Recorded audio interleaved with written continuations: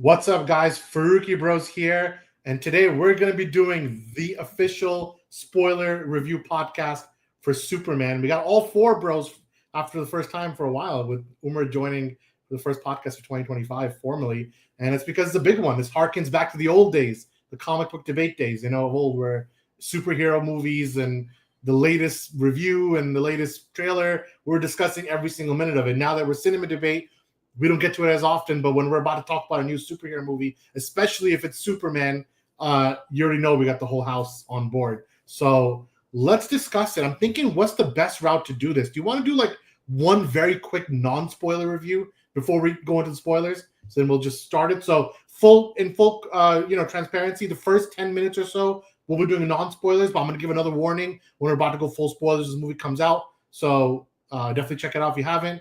Let's get right into it. So maybe I should go first because, this is the one time I can actually say I'm the resident Superman fan, and it actually applies. Obviously, I have written my full review on cinemadebate.com. You guys check my full written words there, as well as on Rotten Tomatoes, of course. But for me, I really like Superman 2025.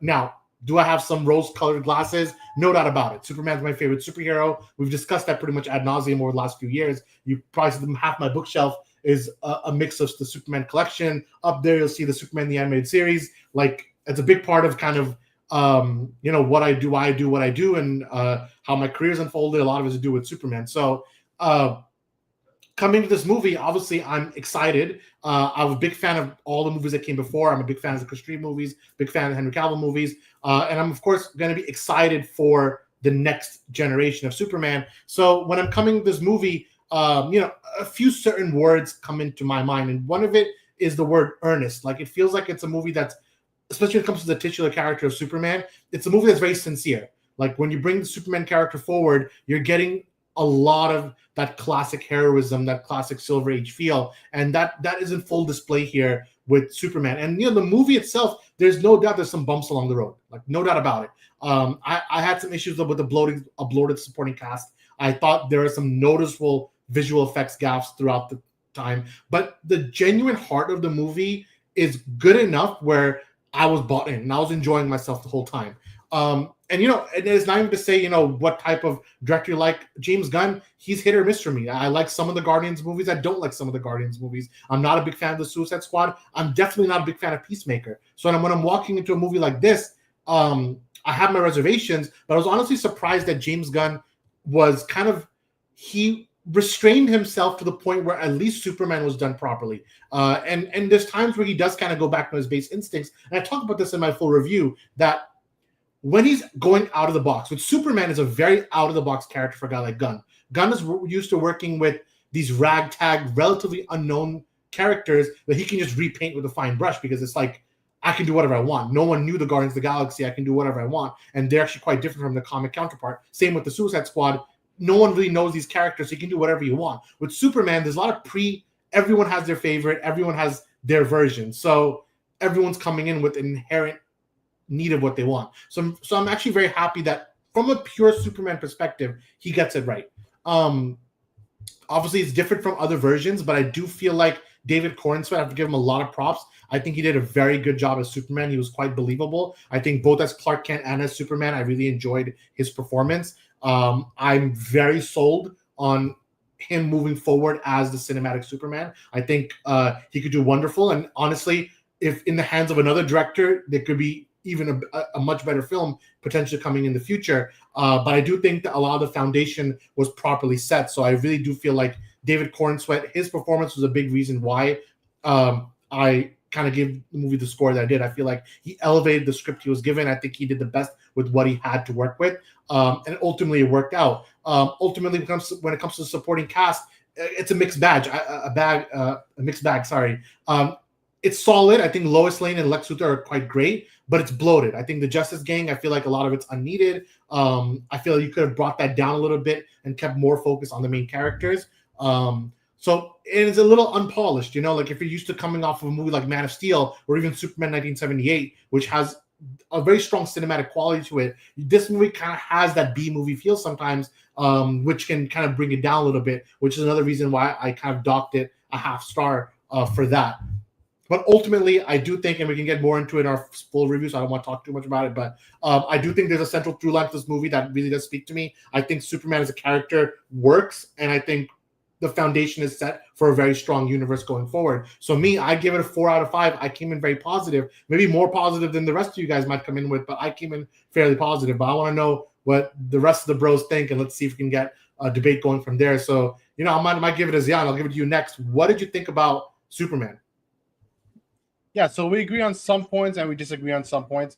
I think above all, like you said, Superman himself was the best part of the movie, and as he should have been. He is the focal point, and that was the one thing we were all worried about from the start, that can James Gunn do Superman right? Will he ruin him? Will he make him like Star-Lord? What will he do to him? And it turns out he actually handled him well. And Superman himself as a character was by far the best part of the movie and the most engaging part of the movie. Every time the Superman was on screen, he was the focal point. You knew he was just like, even as a character and his characterization in general in the movie, he was well above all the other characters. And I know you're more hot on Lois Lane and Lex in this film. I thought Lois Lane was just okay. I get the direction they're kind of taking her. Very much a reporter through and through, rather than kind of how past iterations were. She's closer to kind of Margot Kidder than she was Amy Adams, who Amy Adams from the start was like, I'll protect Superman. And Lois Lane in this movie is more like taking a different approach. But I think her was handled decent enough where I liked her character. I had no major problems with it. But Lex, I know we disagree on a little bit. I wasn't too big of a fan of Lex in this film. The whole thing coming in was like, oh, he's going to be like Michael Rosenbaum, Smallville.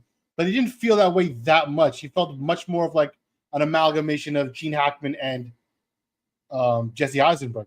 So it's kind of like a mix of that, but he didn't quite capture what either of those had. It was like you put a mix, when you mix it together, you can't reach the heights of each of them, and that's kind of where it fell short for me. And I had the highest expectations for him. Clearly, he's like the best actor of the group by name, but turns out he wasn't actually the best character in the film. Now they need to give the best performance, in my opinion. But aside from that, I think they got the most important part right, which is just Superman. And I think with him at the helm, this is somebody I can see now that, okay, he can lead DCU going forward. Hopefully the box office supports it, but all my reservation that I had about it going forward or going into it have completely been washed. So I'm surprised that James Gunn was able to pull that off. And of course, hats off to David Cornswear as well for kind of taking the role and actually being that kind of true blue Boy Scout type Superman that it's been a very long time since we've seen. And I know people are like, oh, that's not really how Christopher Reeve was either. Christopher Reeve was always kind of like detached in a way from humanity, where he's kind of like an above figure, and they kind of do like the divinity allegory with Christopher Reeve, and he's just separate, like he's above everybody else. But this one is like he's just a regular guy. He's very akin to Raimi's Spider-Man, where he loves being a hero, and that's like part of what's like inbuilt in him, and he enjoys that. And I like seeing kind of like how they portray that on screen with the character. So it's mostly positive on that front. For the side characters, I initially thought, okay, I wouldn't be into them having overbloated with so many side characters, but it turns out that the way they kind of handle it in the film, I didn't mind it too much, though they're not great. I didn't care for Hawkgirl. I didn't care for Guy Gardner. Mr. Terrific did a good job. I think he was a good character. His dynamic between everybody else was fun, but I think the purpose they all served as just the others to what Superman is actually worked in Superman's favor, because when he's on screen with those other heroes, that, okay, he's different. This is Superman. Like, he stands apart, and I actually enjoyed kind of that aspect of it. So surprisingly, I thought that was all right as well. So overall, I am also kind of higher on it than I ever thought it would have been. So I did come out with a 4 out of 5. But it's largely in part because they got the most important part right, and that is Superman. Samir, I want to go to you next, because me and Zion, like you said, you said it off camera, but we're big superhero fans. We grew up with the cartoons. We grew up with the comics. It's very embedded in kind of our personality. But someone like you, who you like superheroes, but it's not at the level that we liked it. You're coming in from a different angle, more as someone who is, someone who studied film in college. You're looking at it from a different perspective. So, like, you're coming in now, Superman the movie. you have your own opinions about the past also, so we're all very curious about your opinion on this movie. Yeah, I went in pretty optimistic. I mean, I just did my whole Superman run from Christopher Reeve's era, so I'm pretty high on the character right now. So I went in with pretty high hopes for it. So to start with the good, I think I agree with some of the points you guys made. I think the atmosphere and the tone is really nice. How earnest it is. I think the characterization of Superman is also really good. I personally, I think David Cornsweet is great as Superman, and Clark Kent. I think he was amazing for the role. I like Lois Lane. I also like Lex Luthor in this film, and even some of the other side characters, Mister Fantastic, I like, and Hawkgirl was fine, and I thought I'd go in hating Guy Gardner, but I think he was fine too. So my issue with all those characters and how bloated it felt wasn't necessarily because they were part of the narrative, and of course I like Crypto too. I think it's because of um, I think how badly it was sort of written and the structure of the story. I think there was a little bit of a lack of world building where they kind of throw you into a world that's already established. But I don't feel like this Superman is one that is already a symbol of hope for however many years he had been Superman so far. I don't think he feels as established as a hero as they kind of say he is. And a lot of the dialogue in that way becomes sort of explanatory and very surface level. So that's most of the issues for me. Um, and of course, the most glaring issue of all is that it looks so terrible. It looks so cheap, and the cinematographer, like you can see his previous work done. Like you can tell that he did the Flash. This looks just like the Flash. Even the trailers on screen, like on the big screen in theaters, they looked okay. Um, but this just looked even worse than I thought it would look. Like it looked pretty bad. So those are my thoughts. It's interesting. Before I jump to Umar, about the cinematography point, because I also mentioned in my review that Henry Bram's work is not my cup of tea at all. I think he didn't do that bad at Guardians, but for some reason, his last two DC movies, it feels so B movie and it feels so subpar from a cinematography angle. And for the color grading, I don't know if this. I'm just gonna jump this question back to Samir before I give to Umar the reins. But if you notice, the first few trailers, they were really putting a blue tone, a very cool tone to across the trailers, across everything. But the final version, it wasn't as blue tone. They kind of brought back, they kind of resaturated some of the levels again. So what did you think? Do you think it looked worse, or should they have kept it all blue tone as originally instructed? I don't think it was worse. I just jump in. I think it was worse, but I do feel like maybe a little bit of a hue would have added a more stylistic touch to it. I think kind of the way it looked was almost like it was made for TV, which wasn't great. At some points, it was all right. Like this scene, for example, like there are moments where there's vibrancy in the right way, and it's not like oversaturated or over bright or overexposed. But that wasn't kind of the case in the entire film.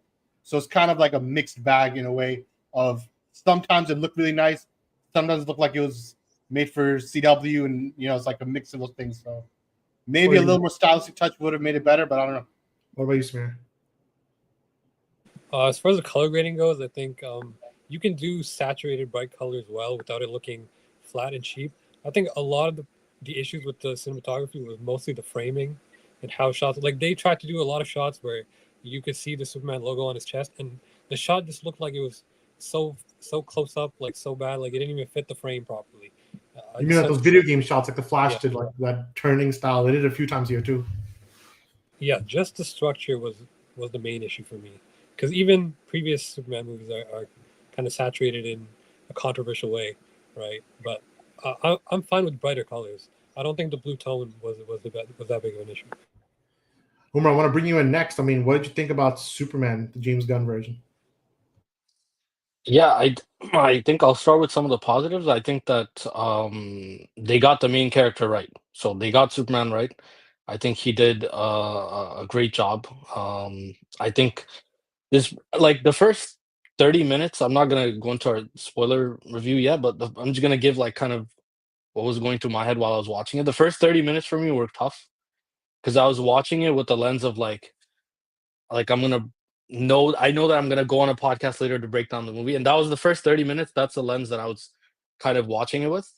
But one thing I really liked is how our theater was reacting to the movie. So like there's a lot of kids in our theater. There was a lot of like older people too.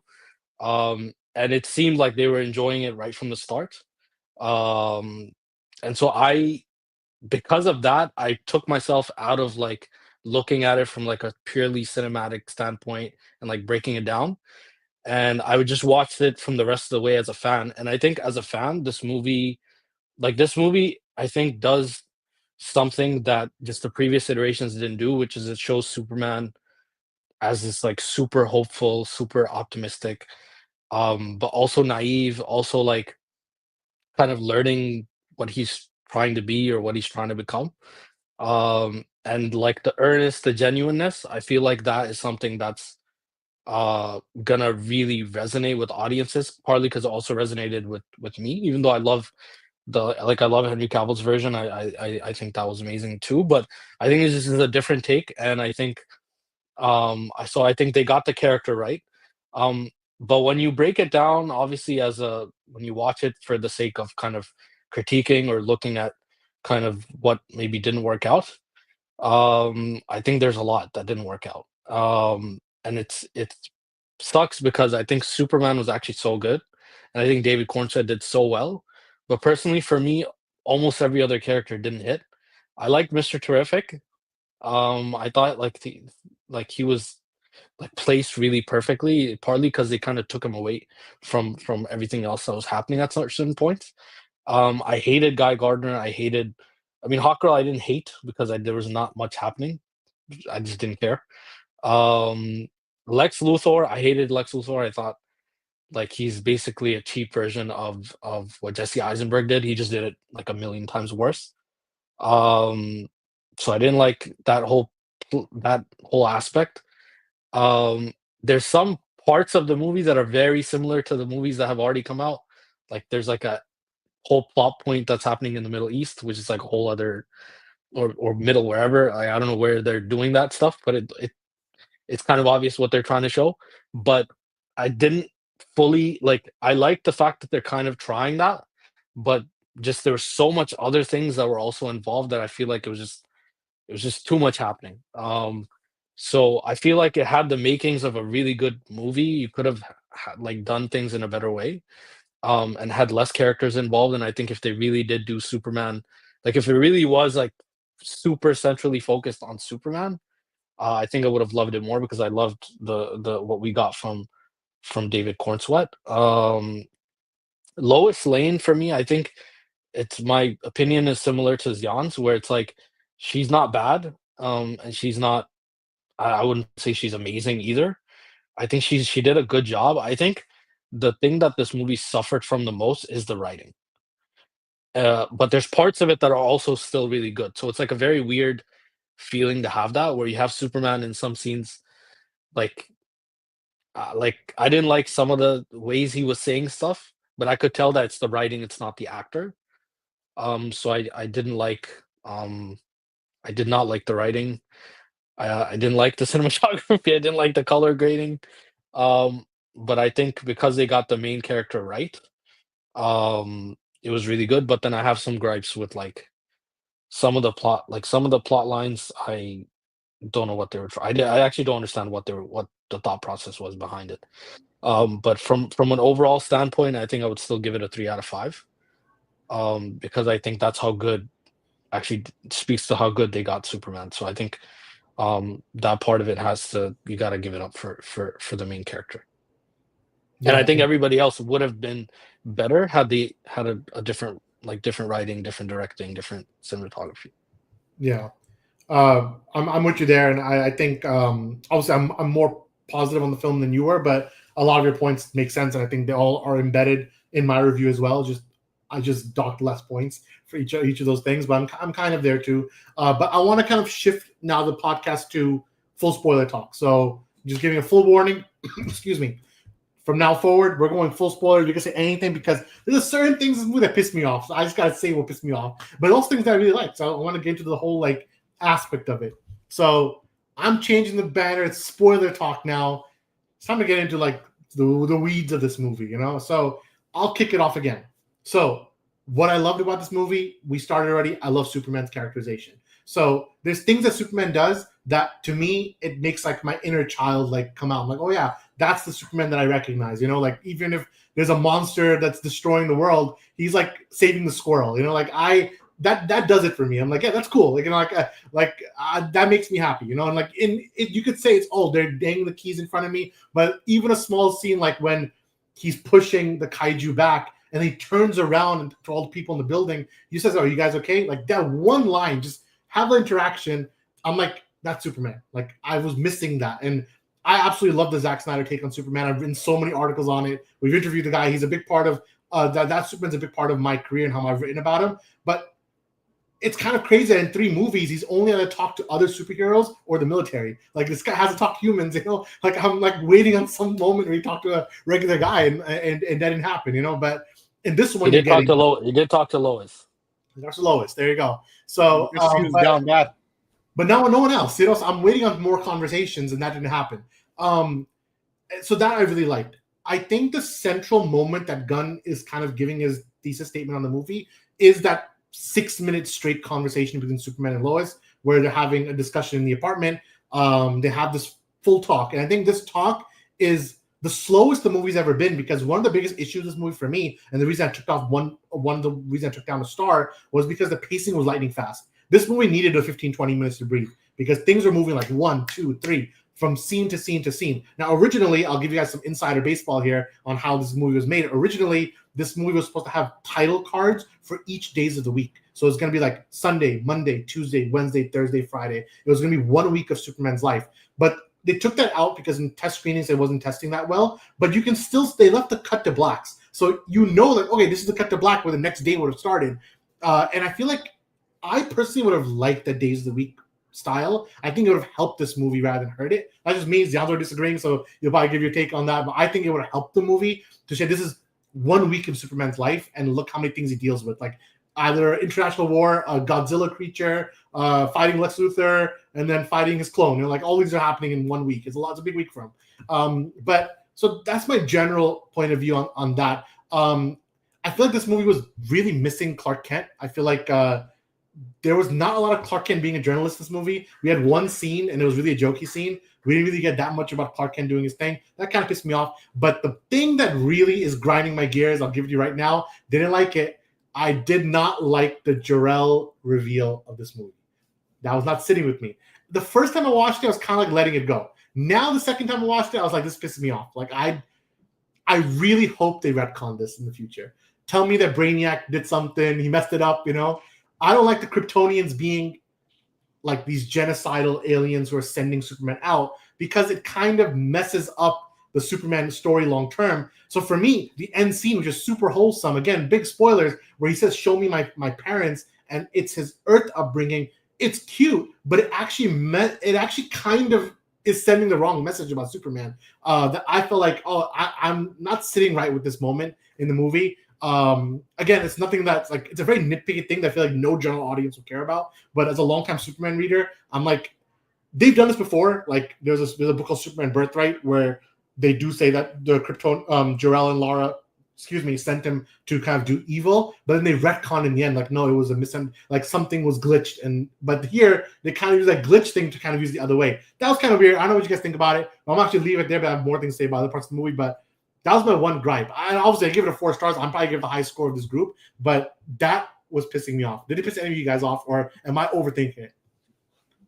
It pissed me off. The only thing, though, is that the reason it pissed me off so much is that you could have easily fixed it. You could have just been like, oh, you know what?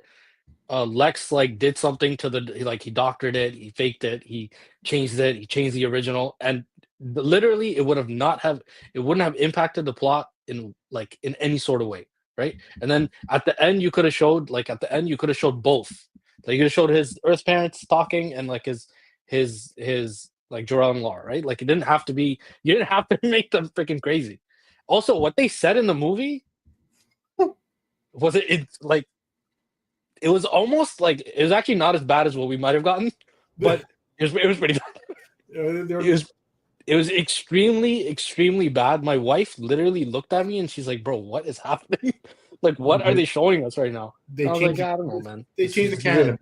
Yeah, and they also made a point to explicitly say multiple times that, oh no, They checked it. It is legit. It is official. It is not doctored. They kept saying it over and over. Who's The last one was just terrific that had to solidify that, oh, no, it's real. Yeah, when Mr. Terrific said it, I was like, bro, what is happening? I'm saying that, first of all, who has the Kryptonian lexicon? Like, how do they know how to translate this language? But I guess it's Silver Age. They can do whatever they want. But I'm still hoping that the engineer, it could have been a mistake. It could have been wrongly sourced. I don't know. And if it is true that the Kryptonians are evil, like this is invincible or something, then how are you going to explain Supergirl? Is she also being sent out to do crazy things? Like, I don't know. I don't think that's the case. I don't think it's that Kryptonians are evil. I think it's more that they see Earth as just like primitive planet of like apes, basically. So why wouldn't they be like, okay, my son, go rule over them because you'll be invincible over there. You'll be all powerful. So you should be the leader of these people because I'm like they're Zod. like worthless, Yeah, it is like Zod, but that doesn't mean they're evil necessarily. Oh, They're like, they prefer his I believe son. Zane His is son defending this take over, government. I don't like it. I think it's a bad move. I don't think it's good at all. Bad. I hope in the future they walk it it's back. good. There's room to walk it back, but I'm surprised they didn't do it in this movie. Listen, they're going the Batman route where Thomas Wayne and Martha Wayne, they're corrupt also, and they're all in it, together. They're kind of just going that route now. I can tell they're going that route. Now, I've seen people who are like, I know maybe this is a kind of a departure for people on now know the show, but there's a Superman TV show called My Adventure with Superman that features like an anime style Superman. They're also doing a Jor-El is evil plotline, and the Kryptonians are evil. And then Smallville, the first 3 seasons, also he misunderstood Jor-El's message to be he's here for evil, and they retconned it later. So I'm hoping a retcon is coming. I feel like it'd be crazy not to, and like introduce Brainiac. You can do it, but are they going to do it? I don't know. I don't know. But Samir, did it bother you, or do you not care? Did it make a difference? I disliked it a lot. I really didn't like it. I'm fine with like Kryptonians as a whole being kind of evil, but I think Jor-El and Laura should be good. I think the real issue with it is that it kind of speaks to the other issue that I had about the world building, that I don't really see Superman's connection with his human life all that compelling, like with his human parents. Like, I feel like this was kind of just shoehorned in there just to make him finally realize that his real parents are actually the ones that adopted him in Kansas. Like, I don't feel like I like all the scenes where he's saving humans and he has that connection to humanity, but it just doesn't feel like it just feels like he's just thrown in there 3 years in, like he just is that way because he is. There's no real explanation for it. But I also kind of think that there's potential for the Supergirl film to kind of go that route if Kryptonians are evil, because she did grow up there. They kind of alluded to her substance abuse thing, that if she kind of goes down that route to kind of cope with the trauma or whatever of growing up on Krypton and losing that part of her, and if they were evil, then I think that adds a dimension to it. So there's potential for it, but I think there's bigger issues with this movie. You talked about Supergirl. That's kind of where I want to go next. But before that, what are we saying about Bradley Cooper as Jor-El, though? I don't mind him. I mean, you love people were laughing at my theater, man. They just started when they shot him with Jor-El. Whole theater's laughing. I thought, okay, I guess this is supposed to be a funny scene. I didn't realize, That was really the worst. That might have been the worst decision in the movie. You're not Bradley Listen, Cooper. they spent all the budget to get Bradley Cooper, and then Laura was a complete unknown. Ma and Pa Kent were like, honestly, some of the most bottom tier Ma and Pa Kent I've seen in any Superman media ever. Like, they've been represented as like super dull country bumpkin, almost hick type. Like, why? Like, I get, okay, maybe they don't have to be like philosophical with him like all the other iterations, where it's like, oh, you're here for more, you're meant for greater things, Chris Reeves one did it, Snyder's one did it, so it's like it can be different from that, but they're like too average, too regular people, and not even just regular, kind of like dumb regular, Yeah, like they don't know how to No, I actually think that like the 10 minutes that you could have added to this movie, I know they really were like trying to stay away from the origin story because like 1 million people have seen it, and that's fine. That's totally fine. I get that aspect. I actually like that about the movie, that they like kind of jump you right into the action. But I think that you could have actually done like Ma and Pa Kent in the same way they did it, but you should have fleshed it out a little bit more. Like, you could have made it, and you should have made it a little bit more like especially Pa Kent, like he should have shown a little bit more of like, even just like one scene of them where he's like telling him a little bit more about like when they're growing up, when he's growing up, like telling them a little bit more about, or like showing that he taught Clark something would have been, it just would have been better, because in the movie, right, this scene that's on like the Charles just put on the screen is like the only scene that they have together, and it's legitimately not like he's actually saying a bunch of nothing. Like I actually didn't even like, it's not like there was no, it wasn't like some emotional, it was supposed to be in a very emotional scene where he like, tells him what he's worth. Yeah. It was not that. That's not what it was. It wasn't He says written one in line that very way. slowly. He just says your choices are what makes you, and what you inferred from the message and automatically thought it was a good thing should be enough for your character. It shows like you're a pure-hearted guy. But this Jonathan and I mean, this Man Pa Kent, for me, look, we just had Kevin Costner and Diane Lane as those two, So we had like legitimately two A-listers with multiple awards playing those roles. Imagine this Ma Kent kidnapped by Jesse Eisenberg's Lex. No, Batman was still safer. That's what I'm saying. But So would have died from anxiety, bro. What are you talking about? But but all that kind of like very slick. They have one phone. I can see the seeds of it. Clark Kent's ignoring their calls. He's brushing them off. He's almost like he doesn't care that much, and he's very obsessive over Jor-El's message, like to the point where they establish that he likes to keep hearing them talk. Like put the message on when he lays down. The robots keep playing the message, and they say because he likes it, you have to infer that he always plays that. So, and he starts repeating it almost like it's a mantra. So he's like super hooked on that. And then when it goes away, it kind of shatters him, but not enough to ever like not be Superman. It just kind of temporarily brings him down. And he's like, well, I'm going to turn myself in. And then that leads to the next part of the film. I want to talk about the fight scene in this movie, like the action and what that looks like for Superman's powers. It is safe to say he's the weakest Superman probably ever in live action. Maybe from power scaling, right? Am I wrong? He's very toned down. Like the Zack Snyder Superman is so powerful that the Justice League aren't needed. In fact, all 6 of them can't beat Steppenwolf, and Superman shows up, and it's game over. He's very powerful. This Superman, he's kind of getting his ass handed to him a lot, which I don't mind because I grew up with the cartoons. Like back there, you see Superman always got his ass handed to him, and he just got back up and he fought. What do you guys think about that? Do you think it's good that he was depowered? Maybe Umar, you can go with that. Do you think it's bad that he was this weak? I personally liked it because it did remind me of like the Superman that we grew up with. So like for me, I didn't have that feeling of like, oh, like he should just be winning, because like what the hell's the point then? You know what I mean? Like the whole point is if you make him, and plus I think he like, even though he's 33, right? David Corn said 33. No, that 33 was in was the Man of Steel one. Right? He's in his 30s or he's in his 30s.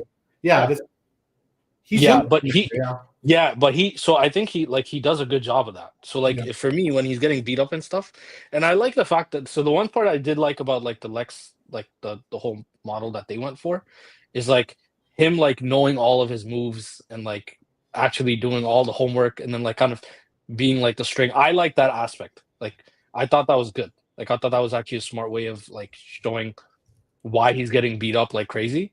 It's because he's fighting people that have like studied him for a couple of years or whatever, right? So, and I mean, in the movie, like in the start of the movie, it also says that it was the first time he lost a battle. So I thought that was powerful. That was an important line. Yeah, I think that was an important line. Yeah. So I think it was good that he was a little bit depowered, but I want to see him power up. So like if they continue the story and like he does become like, like the face of the Justice League and they kind of do the whole thing, I want to see him like, I don't want to see him Henry Cavill level, because I think that is like, I think it's different. I think that's a different take.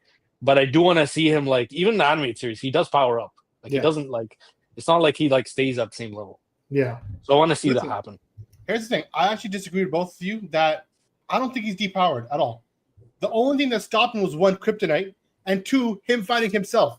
Himself was the only thing strong enough to go against him in Ultraman or his clone, Otherwise, nothing else touches him. Nothing. So he's actually not depowered, but he just presented that way. That's all. Robert Pattinson's Batman's going to touch him, all right? I think he was kind of losing to maybe not really, but he was getting hurt by an engineer. That fight scene where he was like they're putting into his lungs. It was a cool scene, not gonna lie. That was good. They weren't touching him. That's what they're like, oh, you have to put the things in his lungs.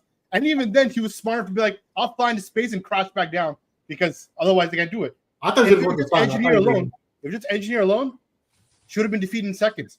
It's because the Superman clone / Ultraman was there to actually give him an equal challenge. that's what made it actually a thing. Otherwise, I don't think it's actually weak, really. We can talk about Ultraman in a second, but Samir, any points on this topic of Superman's depowering and what that looks like? No, I agree with Jan. I don't think he was that depowered. I also think it was kind of a waste of Ultraman, though, but that's like a whole different point. Like Fine, and you can transition us right there. Like, let's discuss the villains of the movie, namely the Lex Superman dynamic, and then Ultraman himself. Ultraman, I feel like they kind of set him by name. He was really bizarro in this movie. Like, that's kind of what he really was. They called him Ultraman. He's bizarro. But what do you think of bizarro? You can go on. You said you were going to talk about it anyway. So what do you think about for me, Ultraman's not the villain of the movie. The villain of the movie is really Lex Luthor, and Ultraman is kind of like the tool that has to be used for it. But what's your opinion on it in general? Yeah, I think Lex Luthor is good. I think they just wasted Ultraman just by naming this clone Ultraman. Like, that is kind of a waste of that character that you could have set up for a different villain. I don't like the action scenes all that much when he's like calling out the moves when they're attacking him. I feel like that kind of takes me out of it. I just keep yelling it over. But I like Nicholas Hoult as Lex Luthor. I like him way better than Jesse Eisenberg. I don't like Jesse Eisenberg at all. He just acts like Jesse Eisenberg. I think we're surprised. I think acting-wise, Nicholas Hoult does a way better job, and he's kind of like in between the Gene Hackman and Jesse Eisenberg personality for the character. I just think that sometimes his writing is bad because, again, the explanatory monologues. Like, there's literally lines in this where he's like, "I'm doing this, and this is why," and he's like, "Oh, this is how I'm feeling. I'm feeling bad." But as far as the villains go, Lex Luthor kind of carries. The Engineer, I don't really care that much about her. Just Lex Luthor. All right, Umar, what do you think about the Lex Superman dynamic? We've seen it a few times. Like, when they're talking to each other, they've had they're not really fighting with fists, but they're fighting with their monologues. Like, they're just shooting monologues back at each other, which at the end, like, he gives his worldview, Superman gives his worldview. I think the ending was good. Like, the ending where they're going back and forth, I think that was okay. I think that was pretty good. I think David Cornsweet's like where he like that few lines that he gives about him and like humanity and how that's what makes him powerful or whatever.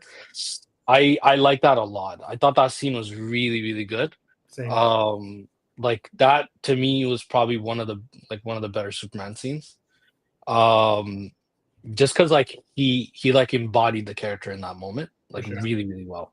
But with Lex Luthor, here's what I think. I think I would have liked him better if they made him more similar to like the animated series Luthor, where he's a little bit more stoic, where it's not like, because when he's finicky, it's too close to like, it did this weird thing in my head where it's too close to Jesse Eisenberg, and it was kind of taking me out because I felt like they could have just done him as a businessman.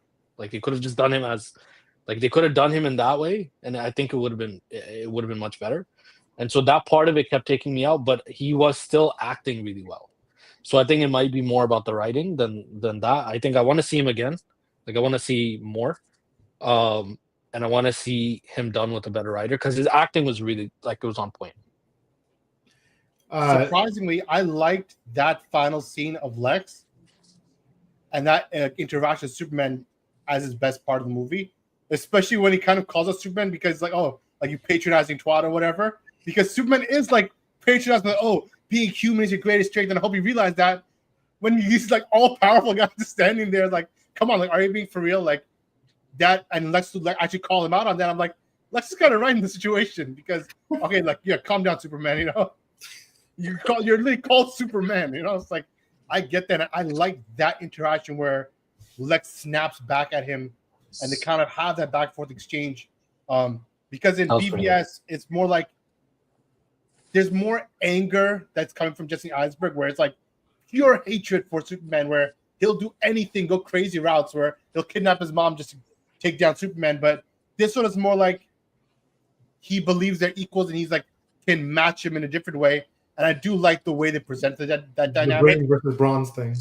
Exactly. So it's like they bring different pieces to kind of their like adversary against each other. So this I guy's like that final scene. He's like super smart. He's creating like these portals. He's operating on a level way above all the other Lexes. I think the Jesse Eisenberg Lex is just diabolical. Like, he's just so angry and so philosophically obsessed with Superman but he's not doing anything too crazy. Well, he did kind of create Doomsday, take it back. So he's doing good stuff too. But the other guy, he's also like does like 50 things also. So they're both similar in that aspect. This one definitely more comic booky type stuff. Yeah, but you started. I'm gonna push back on Ziana because you said of the four of us, I feel like you liked this Lex the least based on you started it. But you also said you liked his lines in this movie. So I like that final sequence. But generally, you're not where he snaps back. But generally, I felt like he was a little kind of just like Umar said. He's finicky, but you make it feel like Jesse Eisenberg, but he's not doing that fully either. So it's like you're not committing to one thing, and that's why I was kind of like on the fence the whole time with him. I will say some moments like when he has that Molly guy and he actually shoots him, like those moments, like all right, I appreciate this Lex that he will go to that place and he'll kind of present himself as a kind of villain. Those I thought were good moments for this character. And then other times it's like he's kind of whiny and kind of like just annoying as a character, as a person in the world, which kind of feeds on that Jesse Eisenberg. But then like again, commit to one thing or another. It's like, are you going to be Gene Hackman or are you going to be Jesse Eisenberg? Are you going to be? They also should like the first scene where he's talking to like the Secretary of Defense or like the politicians that he's in the room with. Yeah. Like because wasn't that his first scene in the whole movie? Like that was his second scene. His first scene was controlling the hammer of Bravia. Yeah. But as a start, because he wasn't finicky in both those scenes. Like he actually started off very like similar to what you would have expected from the animated series. Yeah. So when he does switch up, it's kind of at least for me, I was like, wait, what? Like you were already going for something. Also, I hated when he was doing that thing that Samir pointed out. Like when he goes into the Fortress of Solitude and he's like talking about what he's talking to nobody. I was like, what is happening? Why is he doing this? And the worst thing was like when he started doing that, my wife also pointed it out, which made it worse because she was like, wait, what? He's just talking about, like, he's just doing that? Like, what's going on? So yeah. I was like, yeah, I'm not cool with that. I know they do it sometimes, like just trying to explain the plot or whatever. It's on purpose, actually. It's more. I'll give you the more insider baseball, and this is actually a new thing. This is a study from Netflix, and everyone's been copying it because we're in the streaming age now. I'm going to give a little off the side, probably business now, but the way movies are made are literally different now than they were 10 years ago. Streaming is everything. But the data of how audiences interact with streaming is that most of them, they watch streaming like this. Like that. They're not watching the TV. They're watching their phone. And they just occasionally look at the TV to be like, what's going on? So this is actually Netflix's and all streaming strategies. They're actually what they do is that they say, announce everything. No more show, don't tell. It's tell.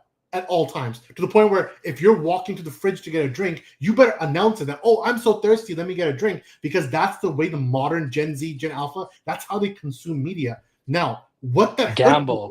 That hurts the theatrical experience because the theaters is the only time where someone technically shouldn't be on their phone. But anytime this movie is picked up on HBO Max or on DVD or Blu-ray, most times they're going to have their phone, their laptop, their iPad, their Nintendo Switch. They're going to be doing something else while watching the movie, and then it's going to be easy to understand. You can't miss anything in Superman 25 because everything's being told to you every 2 seconds.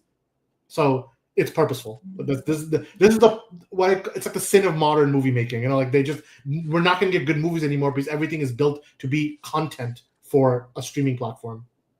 Kind of a sad truth. I guess then there's levels to the game because you're not going to see Christopher Nolan do that. No, they're not because he doesn't care, and he doesn't give a crap. He doesn't care, yeah. Which I get. You know, I understand they're probably looking out for that part of it too. That makes sense. Yeah.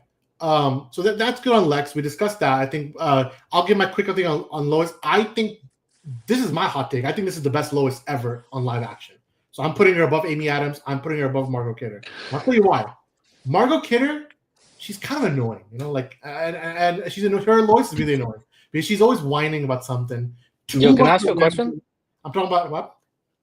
Who the hell is Margot Kidder? I'm talking about the Lois Lane from the original Christopher Reeve movies. Oh, you're talking about there you go. I find her a little more annoying, and she's very damsel in distress, and she complains a lot in the movies. I kind of like. Sometimes she grates on me as the movies go on, and then the Amy Adams Lois Lane I think is really good in Man of Steel, and I think in BVS and in Justice League she just barely ever has a role. I think she's good. She's the best actress of the group for sure. I mean, she hasn't won an Oscar yet, but you know I'm rooting for her.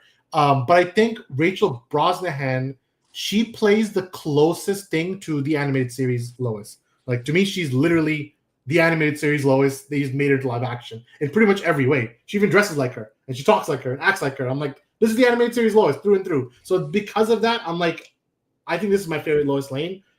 I like how she challenges Superman. She's not just going to take him at face value. Again, there's a very similar scene in BVS where Superman talking to Lois, the bathtub scene, and they're also questioning, like, what did Superman do in the Middle East, and is it bad or is it good, or did you consult with the president and things like that. This movie also did that scene, so it's very similar. But the difference is, purposely BVS is like this, but BVS is a movie where Superman's words are taken from him. He only has 40 lines of dialogue, but on purpose, because the whole thing is that he's being stifled. That even the one time he's about to speak for the first time to the world, the whole Capitol blows up. He even misses his one chance to talk. So he never gets to communicate to the world, even though he was about to.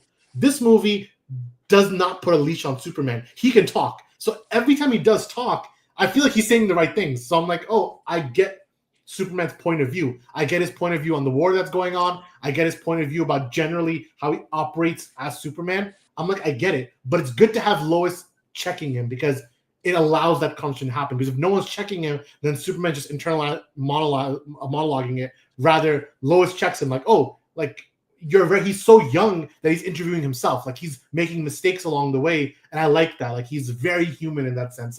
He's making mistakes along the way. He's doing his thing. I know, Samir, as an aside, you said that this might be one of your favorite Clark Kent portrayals. Do you want to speak on that? Or was this scene that I'm talking about part of that? Yeah, I like the dynamic between the two characters a lot. I think that's why the Clark Kent works. And that's why Lois Lane is so good. I agree with you that who was the Lois Lane, the original? Margot Kidder. Yeah. Margot Kidder. That Lois Lane is just terrible. I hate her so much. Like, she's not likable at all. And as a character, like, I don't know why she's written that way, where she can't even spell properly or whatever. Yeah, she can't spell. Yeah. Yeah, but the thing about the Lois Clark dynamic that I don't like that this movie did, and what Man of Steel did, is that I don't like when she knows he's Superman. And I guess he's 3 years in. He's 3 years in. Like, I know you never get to see Clark Kent act naturally as Clark Kent because she already knows who he is. So I think there's a dynamic there that Christopher Reeve did really well that I kind of miss. I'd rather see on screen more. But I think as far as the movie goes, she did really well. Yeah. I'll disagree on this, and then we get a quick aside for you and Zion and Samir also, and Umar as well, because the whole concept of they didn't even stay on the charade. Usually we were thinking, oh, one movie where Superman and Lois don't know who they are. They just said, okay, they know who they are, and we're cutting that part out that's in the Reeve movies or the animated series. I think I like it only because the modern status quo for Superman, whether it's the modern comics or the modern TV shows, they just establish they know each other.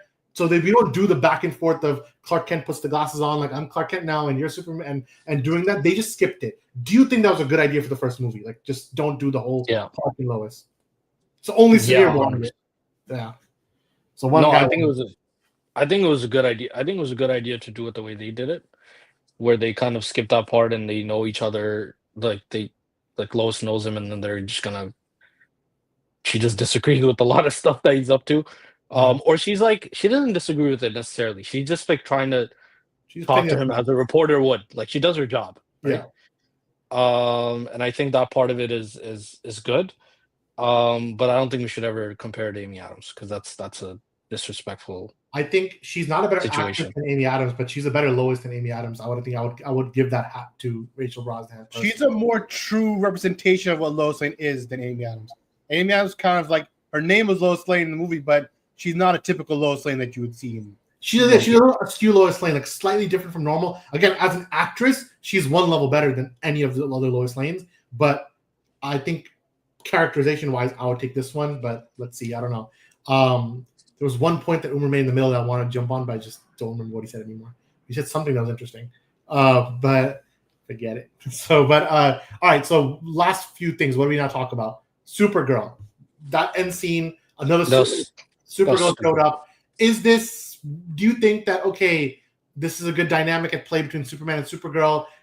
Obviously, the Supergirl movie is coming out next year. We do know David Corenswet has a role in that movie. I don't know how big the role is going to be, but he's in the movie. So is Jason Momoa. He's playing Lobo. That whole different movie is happening next year. do you think this movie made you any more or any less excited for the next DCU? Zion, you can go first. More or less, like, do you feel like, oh, Supergirl has a higher chance because after I saw this movie, I kind of see what they can go with that? Or no, I don't think this had a good foundation. I'm gonna be honest, I don't think it set that good a foundation. But I do understand and kind of respect the difference of dynamic, because you can't have two naive, world for the first time, Boy Scout, Girl Scout type characters. She has to be different from Superman. If Superman is that true blue Boy Scout, goody two shoes guy, then Supergirl has to be different to create an actual dynamic. And I think it's fine that she's kind of like this, more rebellious, more rowdy, more kind of out there, because again, she was already a teenager growing up in Krypton. She had a different life, and that was all taken from her. So again, why then maybe they'll spin in a way that she's like this way because she had something that she lost. For Clark, he was like, Earth is his whole life. And the one then he was holding on to, the Jor-El and stuff, that I know, Charles, you mentioned that earlier, that how are they going to handle that? Now with Supergirl, it's like, was she also like part of that? Like, did she assume that Kryptonians are like this way or like evil in any sense? I don't know. Like, so does that play to kind of her personality? But I think just for that one scene, I didn't really care for like the way she was acting towards Clark, but I understand that why they might want to go in a completely different direction to kind of give her her own agency and make her a separate entity from what Superman is. I kind of wish they just left their first meeting. Like the fact that, I know, get it, we're already in a lived-in universe, but the fact that they already kind of very well know each other is like, yeah, I'm just taking care of your dog, and that's it. Like, we're cousins, good to know, but there was not much more to that. I wish we had a first meeting. Maybe the next movie will do like a traditional origin story with Supergirl, and then we can see when Superman met her and what his reaction to having a cousin is, because this is a guy who's lonely and doesn't have any family members, and he's so heartbroken with Krypton, and suddenly, oh yeah, my cousin was always here, just somewhere else. Like, so that's a unique thing to do, because no one does it. Obviously, if we had Man of Steel 2, which was announced like after Black Adam, maybe would have had a Sasha Calle, Henry Cavill mix from The Flash, but I doubt it. It's a whole different way, what if story, but what they're doing here is its own thing. Samir, you said there may be some hope for you, but I don't know. That would have been the worst. The Sasha Kai, Henry Cavill thing would have been bad. But one thing I did like, though, is like, if you, at least what I thought, and like when I first saw her come on screen and I saw Krypto kind of interacting with her, was like, Krypto is her dog. Yes. And it, like, you could very much, because the one thing that kept happening in the movie, I was like, why is Krypto very, like, he's just like very different than Superman? Like, it feels like it's not his dog. And I remember thinking that like very, very early on into the movie. So when they showed it at the end that he's, that's Supergirl's dog, I was like, oh, okay, now it kind of makes sense, because like, so that part of it I actually liked, but the part I didn't like is that, like, she's an idiot. Like, I was like, you could have, there's 50 different ways you could have done this. This is not the way. Okay, even if you wanted to make it about like she like with like about substance abuse and like stuff like that, which, by the way, I do not think James Gunn is the right person to even talk about that topic, or like he's not directing that movie, but I don't know, somethone else is. But let's just see what they do. Yeah, but I think that like I think there's more dignified way of doing that. It was a little bit too. It was like too James Gunn. Yeah, that was like I think James Gunn would love to do a Supergirl movie. I feel like that's his alley, and Superman is more like, he's really challenging himself. He said in so many interviews that this is such a hard character to crack, because he himself finds Superman a little boring, I think. But he's like, how am I going to do it? Like, so he's trying to. That's what made it more interesting. He was trying to figure it out. But yeah, that's why Krypto is. We never talked about Krypto, but I didn't even mention my review. He's fine. Like, I think it's for the kids, really. The kids can gravitate towards him. Like, I didn't really feel anything. It was cool to see him, but he was very involved in the plot, I think. I was like, okay, he's there. So a couple of cool fight scenes. We got to see Superman and Krypto fight together. That's kind of cool. But he's not his dog. He's Supergirl's dog. And I like that Superman is like, he's not even a good dog. It's a foster situation. Like, I like those lines. Like, it was like shows that he still cares about the animal, even though it's not his. It's kind of like when Umar takes care of Samir's cat, which never happens, but threw it in there.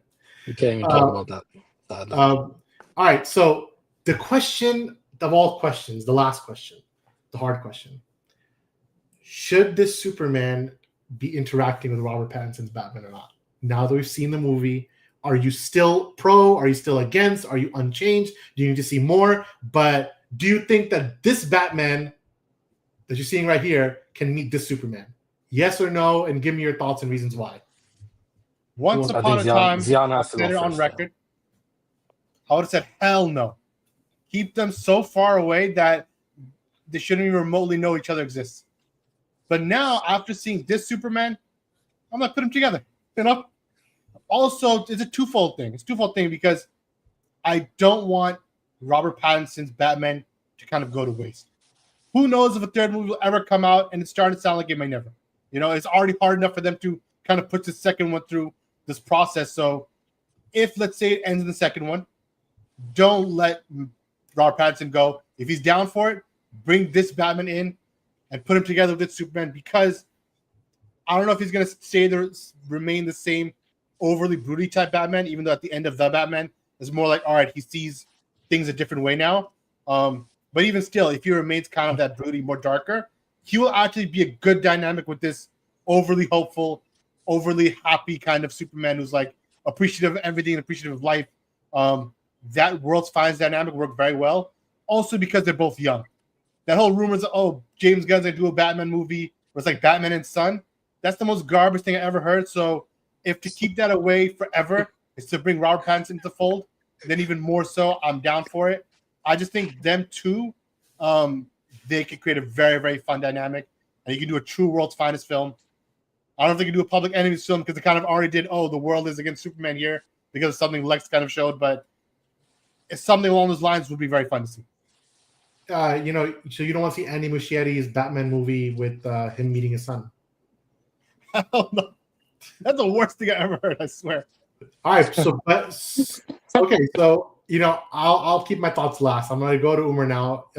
You love the Batman 2022. We all do. I think universally we all give it 5 stars, I think. But are you convinced? I'll move this banner out. Are you convinced that this is actually a cinematic pairing? Yeah, I think you can. So here's what I think. I think you can, in theory, do it. I think you can do it. I think, but the way, like, there's so many things that have to go right for it to be a good thing. So, for example, it needs to be a Matt Reeves thing. Like, it cannot be like, I don't want to see Batman like what we already saw with Zack Snyder, where he took Batman and he like put him into like Metropolis and like put him into the Superman world. I'd rather see them go the opposite. Actually, I'd rather see them take David Cornsweet and somehow, some way, put him into like what Matt Reeves is like when he's done, or when he's done his second one or whatever. And if it's not Matt Reeves, just get a different director. Get someone that's just get someone fresh, get someone new, and don't pick any of the Marvel like B-listers. Like don't go for any idiot from what Marvel's doing. Okay, don't go for the guy that did Spider-Man, the Far From Home, or anything like that. Because I have a feeling they're gonna try to do that, and it's gonna be bad. Go get another like good, amazing director if it's not Matt Reeves, and find a way to bring them together. I don't think they should do a thing. I don't think you should ever get near a Batman v Superman situation. I think they should be working together from the start. Like, I don't think there should be any conflict. And then maybe down the road they can disagree about stuff and maybe go to war later. But yeah, I think for now, have them come together as friends. And I think it works because these two actually work. The pairing would work, I think. I think so too. And I think I would really want this Superman and Batman to create a Justice League together. I want them to do it together. I get it. Batman created it the first time with Wonder Woman. He did it as like an honor for Superman after he died. He created the Justice League. I want this time Superman to create the Justice League. Like, him do it. Like, take the Justice Gang, be like, yo, you guys are doing it wrong, and create your own thing, like with Batman and like together. Like the DC, like look at the thing behind me with these two guys, the Kevin Conroy, Tim Daly, Superman. Like, I want them to like meet, and also you can disagree, but have that meeting of the minds. And I was thinking, you were mentioning putting me in Batman world, Batman's universe. That kind of reminds me of like Hush, like the Hush story. When Batman meets Hush, one of the central middle points in that movie is that Poison Ivy uses kryptonite something, and Superman's like, for a few minutes he's evil through her, and Batman is just like, what's in Gotham, and it all happens in a very moody setting, and Batman's like, what the hell, it's Superman's here, and they start fighting. I don't know if they're ever gonna do that, but I think that's the only way we can make them fight. Otherwise, I don't want them fighting anymore. I think we saw them fight. I think doing it again does not make sense anymore. But I don't know. Samir, I feel like maybe you're going to be the person who's against this, but maybe I'm wrong. So let's see. Do you want to see Robert Pattinson's Batman meet David Cornsweet's Superman? If so, what are the conditions that have to be met? I think Robert Pattinson is pretty peak pretty peak Batman. I think they're both pretty good interpretations of the characters. So I think the character dynamic would work very well. My biggest issue would be bridging the two worlds because one world is just crafted so perfectly, and the other one is the Superman 2025 movie, and it's just you got to bridge that world because if you're bringing Batman in, then that Batman also exists in the same world as Guy Gardner, which is fine. I think it would be fine, as long as the Lanterns show does well. Guy Gardner's in that, and they're gonna bring all these people in. I feel like it could work well, but that world, I'm not sold on that world entirely yet. But the characters themselves, I think they work well. The worst thing about Man of Steel is that it eventually becomes BVS for me. That's the dynamic they go in. Like I hate that route for the characters. That's terrible. I think I need a both prime Batman, prime Superman working together like world's finest type thing. I feel like it can't be coincidence that they're both year 3. They're both in year 3 of their career. Same time. They're year 3 versions of their characters. Very young. Both of them are kind of hopeful. Like Batman's kind of he's not that moody at the end. He's kind of he's actually not. Yeah, I think he would get along with Superman to some degree. But I would love to see Robert Pattinson. Obviously, Robert Pattinson out-act him. That's the problem. But like, every Batman out-acts Superman. Yeah, he's too good of an actor. But I would. Yeah, but you do just do what Snyder did. Don't let him go to the top. No, but I think I can imagine them meeting each other and having that moment. They're pretty good. I want to see it. I don't know, and I want to see it if Matt Reeves wants it. If he says no, then I'll probably defer him. I'm not worried about Matt Reeves. I'm worried about Robert Pattinson. He'd be like, I'm above joining this type of universe. No, I think it's the opposite. I think Pattinson would do it. I think he would do it. He would take the franchise on because you get to be Batman long term and do it very often, and you can still do your side projects. Nothing stops him from doing his side projects. Also, he's not. You can't typecast him anymore because he's already built his thing. Yeah, I think he's done Nolan now. He's done a few movies like Nolan. He's in Dune. He's there. He's made it. He's not in Odyssey. He's in a lot of movies, but so he can be Batman easily. I mean, he was Umer's favorite Cedric Diggory once upon a time, but listen, at least we know it's emotional, brother. It exists in the world because they had the sign that said, "Oh, Gotham City."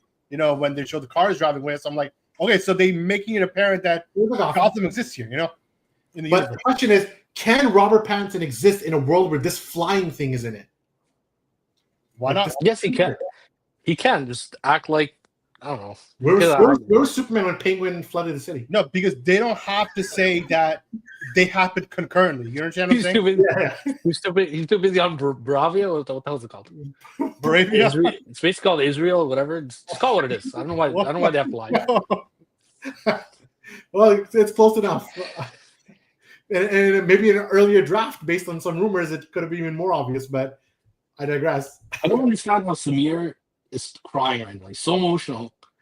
Look at him. Look at him cry. He thought about Robert Pattinson. No, let me tell you why. Let me tell you why he's crying. Yeah, I know. This guy's said the flood scene in Batman. I was like, yo, it's so peak, bro. Can't believe that. And I thought he was crying because he imagined a world where James Gunn was writing Robert Pattinson's Batman for one scene.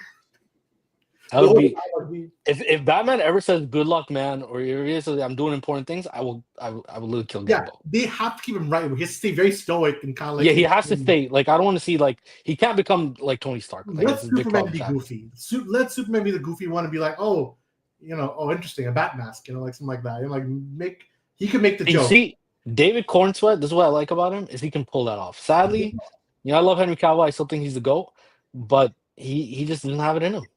Look, I know the post-credit, I'm going to let you go down, but the post-credit scene was obviously a big joke in this movie, just for laughs. But that scene where he says something wrong to Mr. Terrific, and Mr. Terrific gets angry, and then Superman's like, I can be such a big jerk sometimes. He's a very, golly Superman, I feel like that works with Batman. You'd probably make Batman pissed off. He'd be like, oh, man, I'm sorry, man, something like that. I could see that working. That is exactly, I was just about to say, that's exactly the type of Superman that worked perfect with him. And for Henry Cavill, it's more like, he was too imposing. He was too powerful. Just standing there, his aura was like that. He's just a super powered being, His aura farmed. I'm just a regular guy, You're saying when he kicked the Batmobile and just aura farmed, and he was aura farmed the whole movie. He aura farmed. He's and then instead of saying in that part, Like this is not when Martha's. This is not a Martha thing. This is when they first met. He could be like, yo, why are you branding people? Like, it's not what we do. Instead of like, the bat is dead. That's so crazy. That's such a good line. I swear. He was like, this guy, don't go to it. Just don't. Yo, that's what he's so that's opposing. the G though. He That's Superman is kind of a G though. He's like, yo, don't go to that light. I'm gonna come after you. The thing is that he's too Kryptonian. He's just too Kryptonian. Like he actually feels like Henry Cavill Superman is kind of like as if he just grew up on Krypton. Like he doesn't have that humanity, bro. He doesn't have it. Next time they shine your light in the sky, don't go. Yo, Samir loves the Rookie, but he hates Guy Gardner. How does that happen? What? What is he talking about? This guy loves Nathan Fillion. I'm telling you right now. You love the Rookie. Listen. Also, everything bad in this movie, I blame Samir for it. You know why? Because for years, this is what he asked for. This is what he wanted. He wanted the James Gunn. He wanted the Guardians of the Galaxy Superman movie, and he got it. And here we are now. I said there was it's over for all of us. Tons of things that's wrong with Snyder's thing. They didn't really fix the stuff that was wrong with that there. They just made other stuff that's worse. But they made Superman a good character for once, with actual lines, you know? Like, Superman doesn't have to be that much aura. He could say something. Just write a line for it, you know? Did you forget when he told the U.S. military that they can use his ship to bomb the other ship? You forget that? Metropolis is falling apart. They're like, "Yo, here's a bomb." I'm like, "Come on." That was the best scene in Man of Steel. He's like, "Yo." And he flies in the ocean, and everyone dies in Metropolis. I can't believe Shiraz says this so much. It's a big problem with Shiraz. Okay, Shiraz always says, "Oh, the time where Henry Cavill is the most like Superman is when he's telling them to bomb the Kryptonians." He's like, listen. He said, you know, he's doing his thing. It's the aura. Like he's walking. He's making plans up on the spot. That's Superman. We got good writing now. We got aura. Get out of here. He was in BVS. He was all aura. He was like aura farming. You know, he was like, I'm gonna aura. Military propaganda. You said he can't speak in BVS. The words are taken from him. Yes, but that's he doesn't the speak movie. Man of Steel either. He never. No, he does. He talks about it. He does talk about it still. He does. He talks. What does he? He's not that much. What does he say? What does he say? You mean in the Superman? This is the hard part. This is the hard part about Henry Cavill's Superman costume or in general? Both. Generally, he does talk. He's talking. Man of Steel. Yeah, Man, he talks. Yeah. As Clark Kent talks. He talks. Clark Kent. She already finds out he's Clark Kent. Then he's like, yeah, but he's still talking. He's like monologuing. He's like, oh, the world found who I really was. He's never actually Clark Kent. He's just Superman. No, he's. What are you talking about? When he's talking about when he's talking to Lois for the first time in the graveyard. That's Superman. No, he's right. He's Superman in regular clothes. He already gets the suit by then. He's already Superman as like a persona.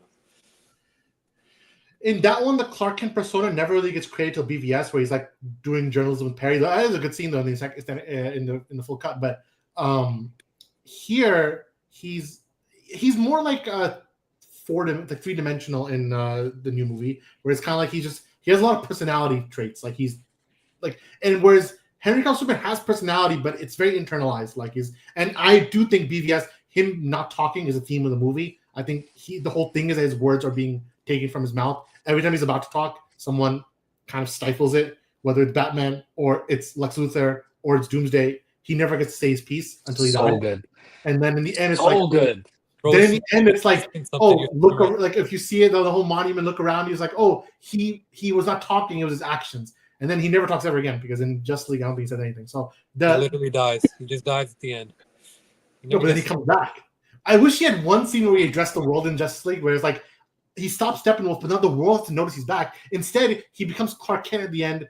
But Clark Kent had an open casket funeral in BVS, so I don't know how he came back. But it's still out of. Well, I kind of also that's a good point because in this movie, Clark Kent kind of disappears for a lot of it. Yeah, and the whole day of planet, nobody questions it. Where the hell is Clark Kent doing everything? You know, he took a vacation. Ripped his opening. Where's Clark? He was interviewing Superman. It would be nice if he said, "Where's Kent?" Like, "Where's Kent?" They never said, "Where's Kent?" I think Perry already knows. He clicks Kansas. I thought they were going to say it when he showed up at the end to give an interview to Lois as Superman. Like, where's Clark Kent? But nobody even acknowledges it. Yeah. One other thing I didn't like, very small before we wrap it up, but little nitpick, I didn't like that they over-explain the glasses. They didn't have to do all that. Like, he's wearing hypno glasses, which is actually an actual explanation in the 50s they made because people thought the glasses thing is stupid. So now, but they made it real now that, he's wearing magical glasses that when he puts it on, everyone sees him differently. they didn't have to over. Some things just let it be suspension of disbelief. We don't have to over-explain Superman too much. He's just a children's character. No, I mean this is what Samir wanted, so that's okay. I was fine with that guy Gardner. That was funny. People were laughing. Kids were laughing. Kids were enjoying this movie. Kids love One of the kids yelled Supergirl when she showed up. I was like, this is fine for the kids, you know? There was kids in our theater dressed as Superman loving the movie. So I was like, we had one person dressed as Superman. We had the one scene I did like, I can't lie. I did really like was when those kids are like putting up the flag. They're like they're hoping like Superman comes and saves them. That was freaking amazing. That gave him inspiration. And he's watching the TV. He's like, I'm pulling up. I really did wish he pulled up. Like, I know that would have been so good. If he came down and pulled up to destroy all those tanks, it would have been sick. But it showed that he inspired the other heroes. Like, yeah, I think that's okay. It's a I think that's okay that he showed that they are following his example now. Like, Guy Gardner's eating his freaking Cheerios. He's like, oh, maybe I should go help these guys. Because Superman would have wanted it. And instead, Superman did the patrol. But I wish one scene where he goes to see the kids again. Like, that'd be nice. They'd be like, oh, Superman. Also, the scene, very small scene, but after they beat the kaiju, all the people were running around. That was pretty good, too. Only the kids went to Superman. I'm like, oh, that's nice. That's a nice warm family moment. I'm not sure if Henry Cavill Superman... Bill Malik, bro. Henry Cavill Superman, when he went to, like, the Day of the Dead, whatever thing, and all, like, holding him like he's kind of like a messiah, you know? No, but he had a kid. He protected the kid, you know? That was the sequel, though. What did he do in Man of Steel? He did nothing. No, in Man of Steel, he was He saved the whole world, bro. What are you talking about? Okay, thousands died by then. Superman, the one death in this movie had more weight than all the deaths in Man of Steel. Like that one. What the hell are you talking about? Not necessarily. I think this movie's kind of weightless in deaths. Except when the Daisy guy died, that was kind of sad. But I was like, it's fine. They shot him. I was like, I'm surprised they killed him. I thought they were gonna save him. If they killed him, I thought he was gonna. I thought somehow, some way he's gonna save him. Yeah, they shot and they shot him right in the head. I was like, bro, what? I was like, okay. And Superman was very sad, and it showed that he even cares about the falafel guy. You know, he met him once. Exactly. That one death had more weight than all those people in Man of Steel dying by the gravity thing. They're like bouncing. Superman never knew any of those people. No, that's different because too busy flying above them, doing everything he can against the other world engine. So I get that. All right, he's having a hard time. You know? I'll cut him slack. He's saving the world alone in the universe. You know, like Wonder Woman is so garbage. She's just standing around, not helping. You know. Yeah, Wonder Woman is the one who doesn't know what she's doing. Superman, I'll give it. Right no, in a world-ending event, I agree. Superman should be working on the world-ending event. And the whole point of BVS, it's in like the posters of the guy who's like supposed to be Metallo, like the guy who put the posters. Like Superman was helping people, it just doesn't happen on screen. Just he has those moments. It just doesn't happen to us. Like, we just trust it happen. The newspaper, literally, Bruce Wayne says, "Oh, you're too busy writing puff piece editorials about saving cats out of trees." That implies that Superman does save cats out of trees, just it's not on screen. Damn, he found brother. He found a way, bro. He found a way to defend his boy, bro. That's a crazy stretch, but I guess if you love off-screen Superman, then off-screen Superman it is. Listen, they built the man a statue. Remember that? And they said because he helped them out. So they weren't doing it for no reason. Listen, just because you say it is doesn't mean that it is compelling. It's in the newspaper clipping. That's why this movie has issues. They say a lot of stuff, but it's not really compelling. This is such a stupid take. No. Samir wants mid General Zod killing thousands and millions and billions of people. Okay. Samir wants. Let me tell you what Samir wants. It only happens that way because they wrote it that way. No, let me tell you something. No, okay, so General Zod he comes down. He's gonna let anywhere. You just dropped in Metropolis. It's a billion times more realistic. You could have dropped it in Kansas if you wanted to. He's not dropping it in Kansas. The world gets destroyed either way. If the world engine goes through, the world gets destroyed either way. This guy Samir wants Henry Cavill Superman to stop. Don't worry about the world ending. Go and save some people here and there. They're gonna die anyways. No, they're gonna die anyways. They're very small. It's like he grabbed one or two people. Like, oh, if in the middle of Zod fighting, he's losing the fight because he keeps looking at other people. Like, oh, they need help, and he gets punched in the face. That would have been an interesting escalation. And he could still kill Zod in the end. I have no problem with Superman killing Zod. I've defended it. I'll still defend it. But I feel like if he saved a few people in the middle of that fight, even if it's very quickly, woman's falling out of a building, or he's so unrealistic. He can still kill Zod in the end. He saved the soldier guy when he was fighting the other one. He saved the soldier falling out of the helicopter. He saved the Law and Order guy, the SVU guy. Well, that's just because the U.S. military, you gotta help them out. Yeah, they helped fund the movie. So good death is its own reward. Yes, Amir. I still think Man of Steel is better than this movie. I think he has issues though. Man of Steel is better in this movie, of course. Man of Steel is way better. And we'll do another podcast about ranking our Superman movies. But that's a whole different story. But it is interesting seeing. I think Man of Steel is still the best Superman movie, by the way. It's like not close. But this is, this is, I like this movie. I gave it 4 stars. I like it more than you guys. So I'm very pro. And the number one reason is because I like Superman, and I think this Superman was done very right. I think all 4 of us agree on that one point. We disagree on a lot, but we don't agree that Superman was done right in this movie. Like everything else, Superman was done right. And surprisingly, we all agree. I did not think we're gonna get all 4 agreement that we wanted the patents and universe to merge with this. Wait, Samir, you wanted it? You said yeah. You said except maybe you're half, but the rest of us we wanted it. So there you go. I said it has to be done right. It can't be done. I don't want them to merge it if it's James Gunn. All right, then you're gonna get Brendan Skelton, Andy Muschietti, another old Batman who has son and everything, and it's Just give Matt loves old Batman. Just give it Matt Reeves. Okay, I mean, give Matt Reeves $1 billion. Be like, bro, just do it. Make Dark Knight. We want to. All right, last point, because this is now David Cornsworth is signed on for an more Superman contract. He announced today there was a press release that he is under contract for one more movie.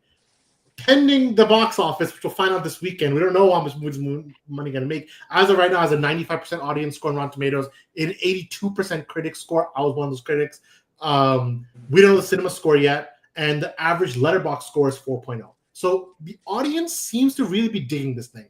We won't know for sure until the next weekend with the full audience things, but the people who've seen it so far seem to really like it. So I think the audience is liking this movie. The question is enough of the audience going to see it? But do we all agree we want another Superman solo movie? Because I have this bad sinking feeling that James Gunn's not going to do another Superman solo. He said, man, his next movie is not going to be a pure. He said, oh yeah, I'm writing something, but it's not really a Superman sequel. It's a half Superman sequel. And I was like, oh God, no. He's doing either a Batman Superman team up or he's doing a Superman Supergirl team up.